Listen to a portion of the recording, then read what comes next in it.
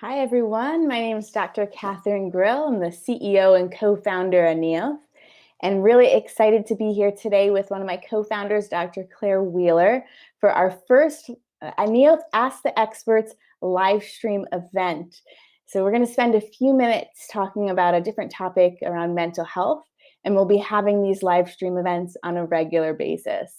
Anybody who's using our app or a platform can log in and watch the live stream events, and then we'll also have a recording and you'll be able to watch the recording afterwards. So Dr. Wheeler, thanks so much for being here today. I was wondering if you could say hi to the group and introduce yourself.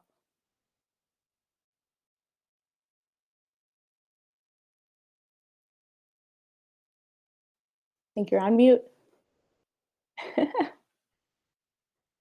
Oh, live television. It's such a joy. Thank you, Catherine. Dr. Grill, I appreciate you inviting me to be part of our very first live event around talking to experts.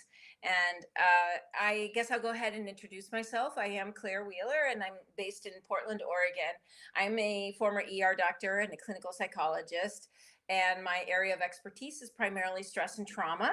I've been part of Neolth for over 3 years now, and I have been advising and working on various aspects of what we do, including working on our measuring clinical outcomes and developing content and other really exciting jobs for Neolth. But I am currently for 15 years now an assistant professor at Portland State and Oregon Health and Science University in the School of Public Health. So I am very involved in education, especially at the college and graduate student and medical student level. So I see firsthand every day what it's like to be a college student and an upper level high school student, and the stressors and the resources and the amazing possibilities that are there for people involved in education.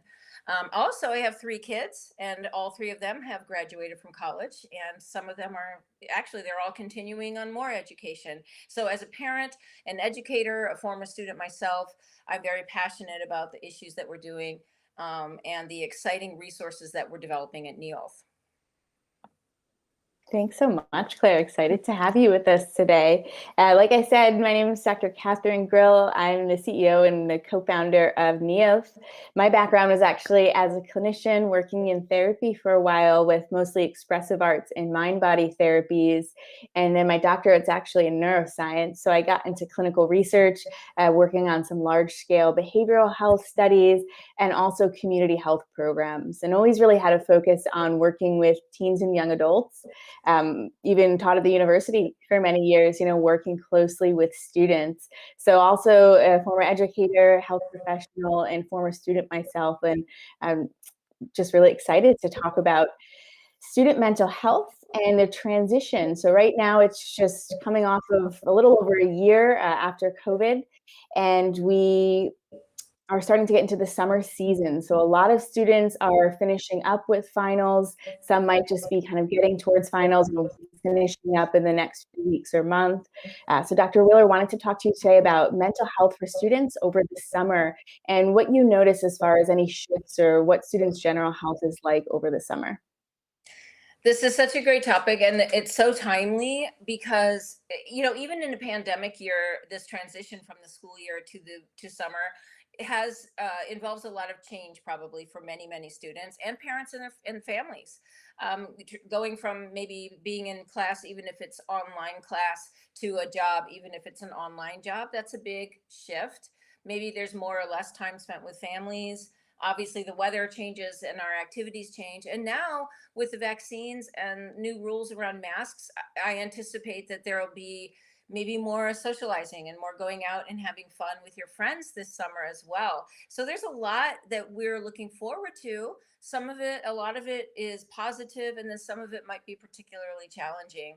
So I think it's kind of nice to enter into this change mindfully and thinking ahead about how you want your summer to go. Was just talking to some of our student advisors about this last week and checking in with them, and how are things going? And it's summer, and we made it through this incredibly difficult year, and I feel like a lot of students are feeling a sense of relief, especially once you finish finals. It's like, oh, like we're done. We finally made it. And now there's a little bit of a break. So I feel like in general, what we see with a lot of students is decreases in stress and improvements with mental health. Like it's like this big, heavy burden has just kind of come off of them. I think during the school year, there are a lot of deadlines and tasks and things that need to be done. And, you know, one of the things the students were saying is like, I don't feel that pressure, that academic pressure over the summer. And I just feel like I have more time to explore hobbies or explore other opportunities. So, you know, I remember like when I was a student over the summer, I would spend a lot more time with friends. I felt like I had a lot more time to, I used to like to swim, and I used to lifeguard over the summer too, which was a really fun summer job for me. So just got to spend a lot more time outside and didn't feel like I was managing a lot of different pieces.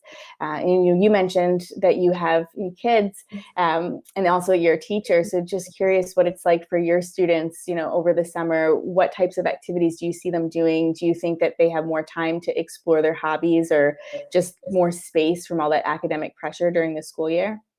Yeah, for me. I do teach in the summer as well, so I encounter students who are trying to get some extra credits done before the next academic year. So I meet with students, in that regard during the summer.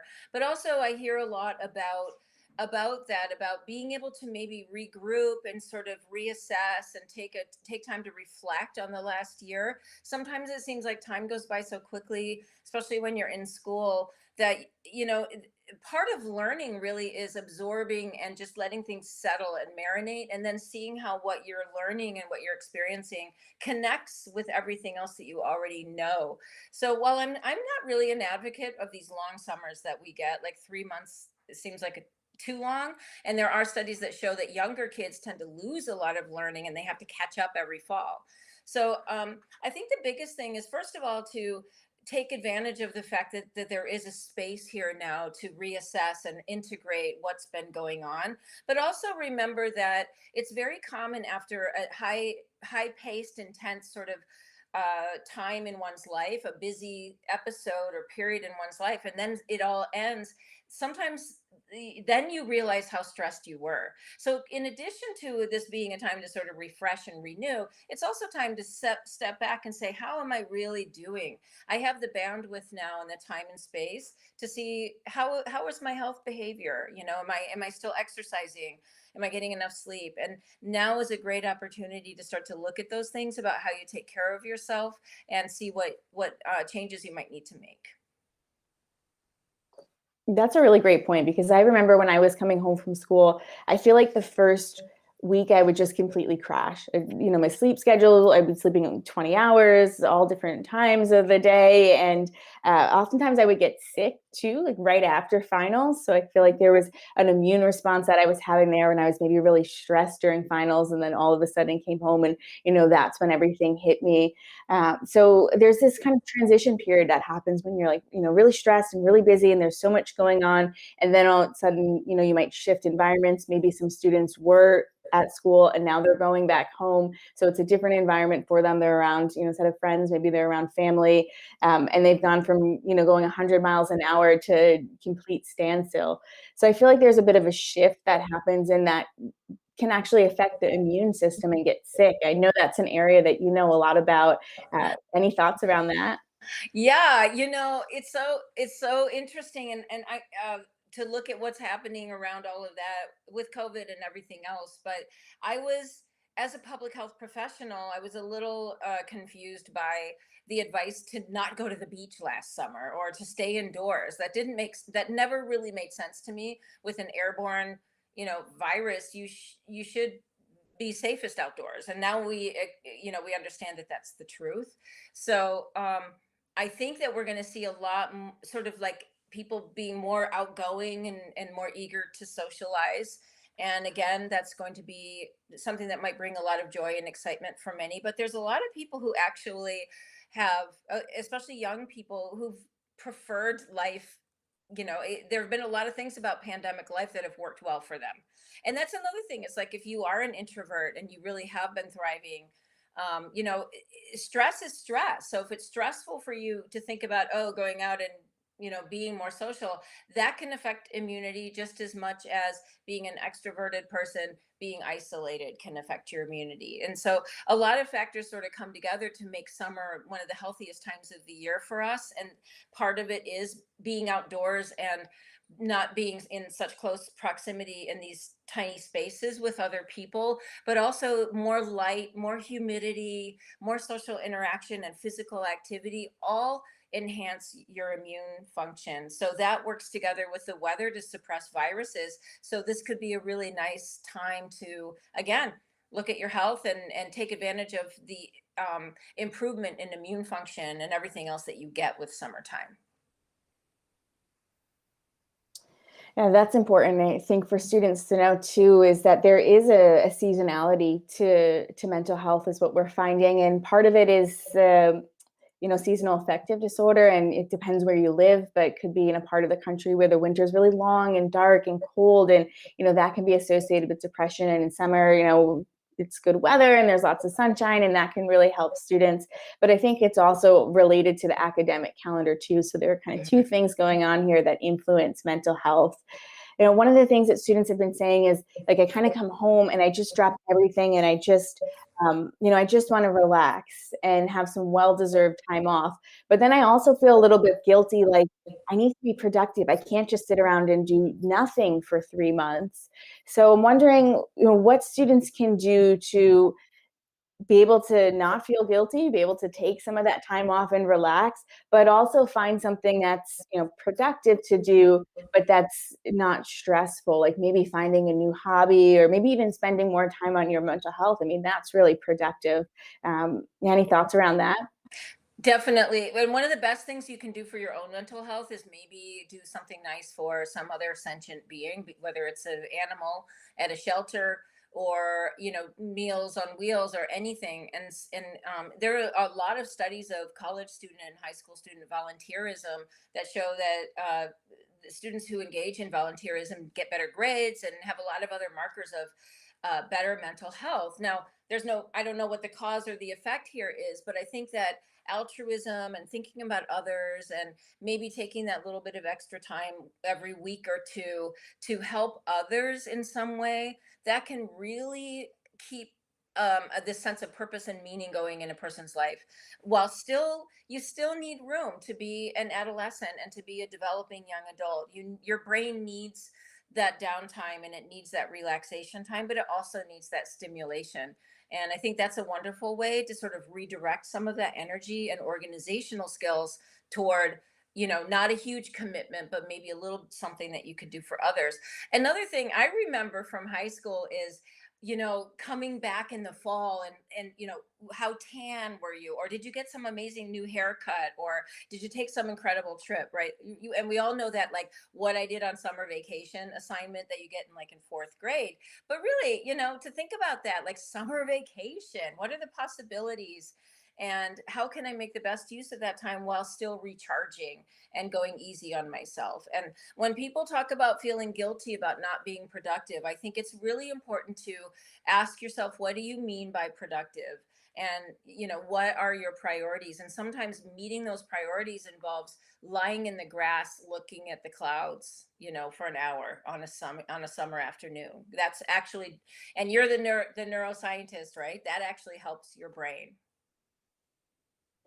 That's fantastic advice. I hear that so much from students, and I feel like I even experience that myself sometimes, like have to always keep moving and doing. And one of the ways that I reframe it is taking care of my mental health is productive. I like tracking things. That's one of the things we do on our app, and being able to get credit for self-care. So if I'm lying in the grass looking at the clouds, or I go on a walk, or I track it and I write it down.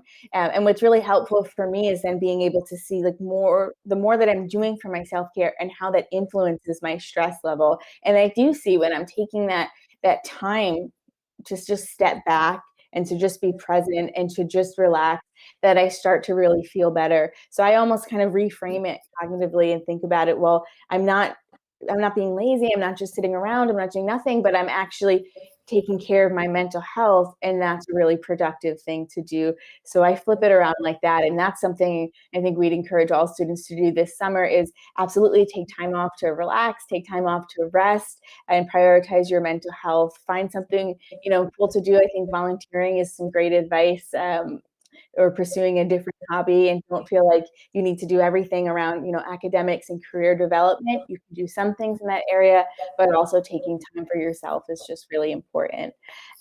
So Dr. Willa, any closing thoughts for the conversation today? Yeah, I guess the last thing I would say, and this is something that it took a long time for me to figure this out, and you don't have to explain to anybody why something feels good to you. So if it feels good, to lie in the grass, or when I was a kid, I loved to climb trees, or collecting rocks by a stream, or going up to Mount Hood and walking around. If it feels good to you, and it's not doing any harm, it's okay, and you don't have to explain it or feel guilty, or have a good rational science-based reason for doing it. Summer is the time where you get the time and space to just do things because you enjoy them and they feel good, and practice making that the reason why you do things sometimes.